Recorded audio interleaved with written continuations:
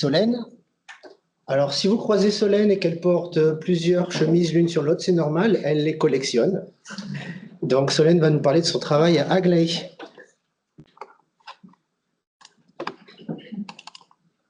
Je te laisse la parole.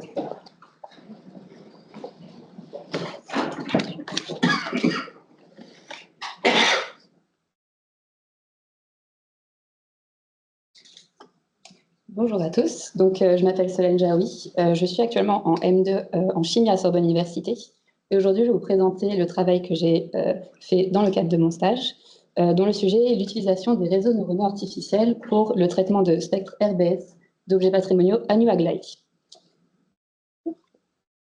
Alors, comme vous le savez très certainement, le département de recherche du C2RMS va en fait utiliser les sciences puis les mettre au service du patrimoine et de l'histoire de l'art. Donc, dans certaines études, on va être amené à déterminer les compositions en profondeur d'objets très complexes. Et pour faire ceci, on aime privilégier autant que possible des méthodes d'analyse non invasives et non destructives.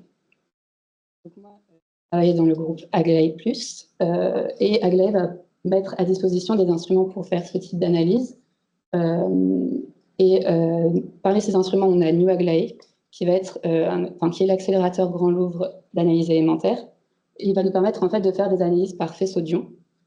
Donc ces analyses sont faites par faisceau extrait, et la tête de l'accélérateur est en fait composée de différents détecteurs, et ça va nous permettre de faire des acquisitions de spectres RBS, PIX et PIGE simultanément. Et donc comme ça, on va pouvoir déterminer les compositions élémentaires, des concentrations et les profondeurs à laquelle les éléments vont être situés dans un échantillon. Pour moi, mon sujet, on s'intéresse plus aux analyses RBS. Donc, le fonctionnement, c'est qu'on va envoyer des particules, donc Aglaé, ça va être surtout des protons, sur notre échantillon qui vont rebondir sur les noyaux cibles. Et en fait, notre détecteur va mesurer l'énergie de rétrodiffusion et aussi le nombre de coups qu'il va recevoir. Et cette énergie, elle va dépendre de la nature de notre atome qui a été touché, va dépendre aussi de l'angle à laquelle le détecteur est placé. Donc, le détecteur peut être placé à 135 degrés ou à 150 degrés par rapport au faisceau. Et elle va aussi dépendre de la profondeur à laquelle la particule a pénétré. Donc, on va obtenir un spectre, et l'analyse de ce spectre va nous permettre de déterminer la stratigraphie de notre échantillon. Donc, on va avoir à peu près jusqu'à quelques dizaines de microns de profondeur. Et donc, notre spectre va résulter en fait notre spectre, c'est la somme des contributions de chaque élément dans notre objet. Donc, l'analyser, c'est ça, ça va nous permettre d'établir la stratigraphie. Sauf qu'un problème qu'on a, c'est que les matériaux du patrimoine sont très hétérogènes. Donc, faire une mesure ponctuelle ne va pas permettre d'avoir une image fiable et générale de l'ensemble de l'échantillon. Il va falloir faire des mesures sur une plus grande surface. Donc, comme vous pouvez voir, par exemple, ici, établir ce type de cartographie va nous permettre de voir, par exemple, aux endroits plus foncés, les zones où on a moins d'or, par exemple, qu'à un endroit qui est plutôt en jaune, où là, on va avoir des concentrations d'or beaucoup plus élevées. Et en fait, sur cette image, chaque pixel correspond à un spectre RBS. Donc, ça veut dire qu'on a quand même un volume conséquent de spectres. Et le problème, c'est que ces spectres sont très chronophages à traiter. Enfin, c'est très long de les traiter. Ça nécessite une personne qui est assez expérimentée et une certaine familiarité aussi avec notre échantillon. Donc, nous, ce qu'on aimerait faire, c'est développer une méthode qui nous permette d'accélérer tout ce processus et qu'il soit très fiable. Et c'est dans cette idée que la thèse d'Astrid Tazioli a été proposée. Donc, son objectif va être d'optimiser l'imagerie par faisceau d'ion et son traitement à New Aglaé. Donc, on peut séparer ce sujet en 3 phases. Donc, dans un premier temps, il a fallu acquérir des images spectrales pour ensuite, dans un second temps, faire de la clusterisation, donc c'est-à-dire grouper les pixels et les spectres qui sont similaires entre eux, donc pour réduire en fait le nombre de spectres à traiter et garder seulement les spectres vraiment significatifs. Et ensuite, la dernière phase, ça va être là que mon stage va entrer en jeu, ça va être en fait d'essayer de traiter ces spectres, les spectres restants, en utilisant des réseaux neuronaux artificiels. Donc moi, mes objectifs vont être de créer une large base de données de spectres RBS simulés qui doivent être représentatifs de stratigraphies communes dans le domaine du patrimoine, et ensuite construire un réseau neuronal qui soit capable d'interpréter ces spectres et réussir à entraîner le réseau et à l'optimiser pour avoir les meilleurs résultats possibles. Mais bon, d'abord, je vais vous présenter ce que sont les réseaux neuronaux artificiels. Donc, les réseaux neuronaux artificiels sont des algorithmes, c'est un algorithme de machine learning qui est inspiré en fait du réseau neuronal humain. Donc, un type de réseau neuronal, ça va être les MLP, qui est un réseau assez simple. Donc, on va avoir une couche d'entrée où c'est là qu'on va donner une information ou une consigne. Ensuite, des couches cachées qui, elles, vont faire tout le traitement de l'information et toute son interprétation. Et ensuite, une couche de sortie où là, on aura notre réponse. Donc, chaque neurone, en fait, est contient une information et ils sont tous liés par une certaine pondération qui va permettre de déterminer si une information est plus importante qu'une autre. Et en fait, à la fin, on a une combinaison pondérée d'informations. Donc, on peut diviser la création de notre réseau neuronal en plusieurs phases, en plusieurs étapes. Et la première étape va être l'entraînement de ce réseau. Donc, pour ça, nous, on a utilisé le Backpropagation Algorithm, qui, en fait, fonctionne en deux parties. Donc, d'abord, la feed-forward pass. On va donner en entrée du réseau notre ensemble d'entraînement complet, qui va être composé donc, de spectres simulés et des paramètres pour lesquels ils ont été simulés, donc les paramètres de mesure et le type d'échantillon. Et ensuite, en sortie, notre réseau va essayer de prédire les paramètres que l'on a donnés. Et en fait, on va pouvoir calculer la différence entre les paramètres qui ont été prédits et les paramètres que nous attendions au début. Et dans une deuxième phase, donc la backward pass, on retourne en arrière en utilisant l'erreur qui a été calculée à la sortie. Et en fait, on va retourner à chaque couche pour en fait ajuster la pondération et essayer de minimiser l'erreur obtenue. La deuxième étape, ça va être la validation. Donc la validation, c'est en soi un peu le même principe, sauf que cette fois, on utilise un ensemble de tests qui, lui, n'a jamais été vu par le réseau. Donc, on fait rentrer nos spectres simulés avec leurs paramètres qui correspondent, et ensuite, on regarde encore une fois l'erreur entre les paramètres qui sont prédits et les paramètres que l'on attendait. Et en fait, cette étape est très importante parce que elle va nous permettre de vérifier si notre réseau est fiable et s'il est objectif. Parce qu'en fait, un risque lors de l'entraînement de notre réseau, c'est de tomber dans du surapprentissage. Ce qui veut dire qu'en fait, le réseau va apprendre par cœur l'ensemble d'entraînement et il saura quoi répondre pour avoir une erreur minime. Donc, utiliser un ensemble qui n'a jamais été utilisé, ça va nous permettre en fait de toujours tester le réseau et être sûr qu'il reste donc objectif et qu'il fait des calculs, qu'il n'a pas appris par cœur en fait. Donc moi, la méthodologie que j'ai suivie lors de mon stage, on peut la séparer en deux étapes encore une fois. Donc d'abord, faire une base de données de spectres simulés, puis ensuite construire notre réseau, et on pourra ensuite faire notre réseau neuronal artificiel qui sera capable, à partir d'un spectre RBS expérimental, de trouver les paramètres de mesure et de donner une description de l'échantillon.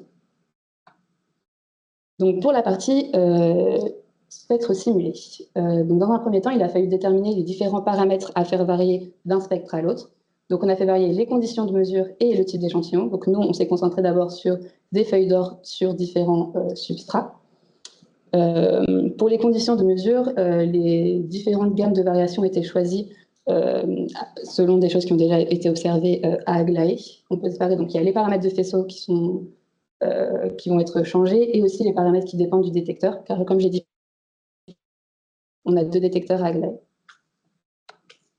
Pour le type d'échantillon, donc notre feuille d'or sur un substrat, on a choisi la composition de la feuille d'or et les épaisseurs et les concentrations à partir d'une étude bibliographique. En fait, on a regardé le type d'échantillon qui ressortait le plus souvent. Et pour les substrats, donc on a sélectionné 3 substrats différents, donc du SiO2, qui aura toujours une composition fixe, du bronze, où là on a des compositions variables, et de l'argile, qui a lui aussi une composition fixe. Les spectres sont tous simulés en utilisant Siminera. J'ai créé le code en Python, et on a rajouté du bruit de poisson sur les spectres simulés pour qu'ils soient plus réalistes, parce qu'on ne peut pas entraîner notre réseau sur des spectres tout lisses qui ne ressemblent pas aux spectres expérimentaux qu'ils pourraient rencontrer par la suite. Donc pour l'instant, on a une base de données qui comprend 112 320 spectres. Maintenant, pour la construction du réseau. Donc, dans un premier temps, on s'est concentré sur construire un réseau simple et on évoluera plus tard vers un réseau plus complexe.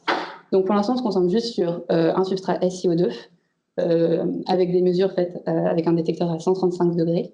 En fait, ça va nous permettre donc de choisir une architecture de réseau appropriée pour notre problématique et de choisir les paramètres dans le réseau neuronal appropriés aussi pour avoir une erreur la plus faible possible. Et du coup, ce sera notre critère de sélection pour choisir une architecture ou un paramètre plutôt qu'un autre, voir son influence sur l'erreur générée à la fin.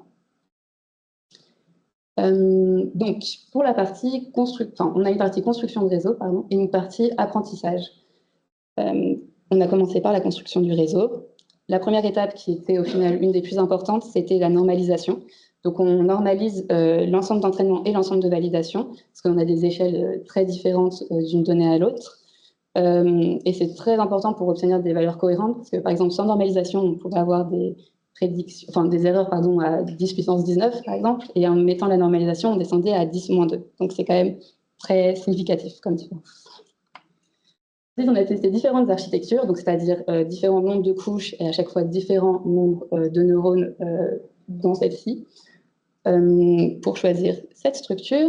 Ensuite, nous avons déterminé nous avons testé différentes fonctions d'activation. Donc, la fonction d'activation, sur le schéma du neurone, précédemment, elle intervenait à la fin. En fait, elle nous permet un peu de choisir quelle information va être la plus importante. Donc, nous avons choisi cette structure avec des tangentes hyperboliques sur chaque couche, sauf la dernière où on a une fonction linéaire. Ensuite, nous avons fait tester différentes tailles de batch. Donc, ça, c'est plus dans des paramètres spécifiques à l'entraînement du réseau. Donc, ces tailles de batch, en fait, elles vont permettre de déterminer combien de spectres les paramètres de notre réseau vont être mis à jour.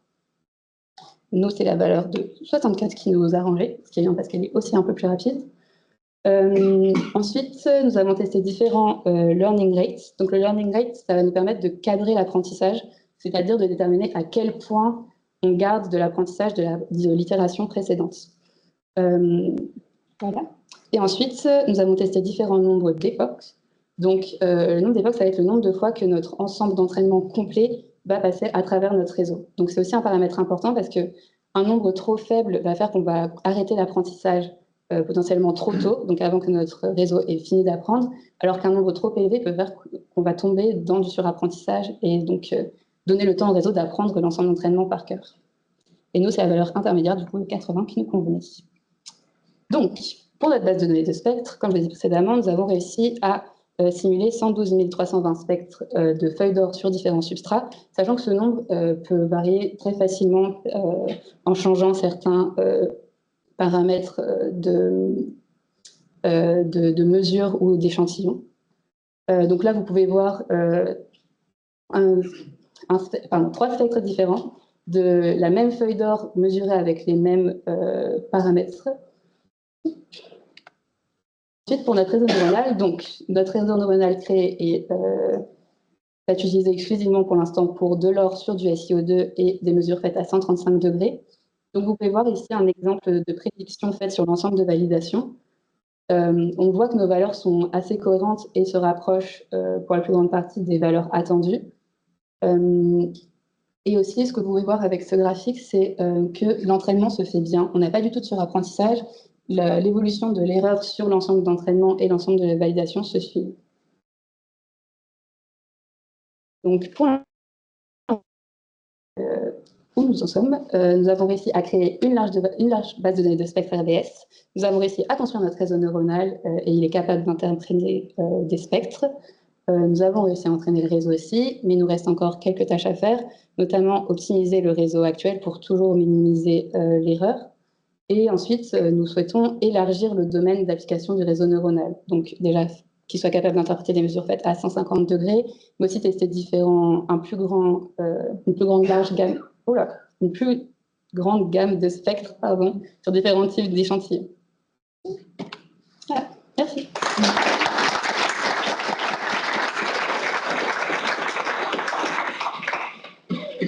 Merci beaucoup, Solène. Est-ce que vous avez des questions sur le travail de Solène? Si on a des questions en ligne, non, pas encore. Donc moi, j'ai une question pour toi.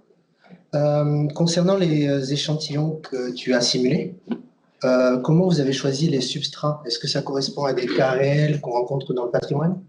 Oui, par exemple, SiO2, là, ça correspond plus à ce qu'on utilise à Aglaé pour vérifier les paramètres de mesure avant une mesure sur un objet. Et ensuite, l'argile, ça a été basé sur une argile qui est utilisée pour lier notre dorure à un support.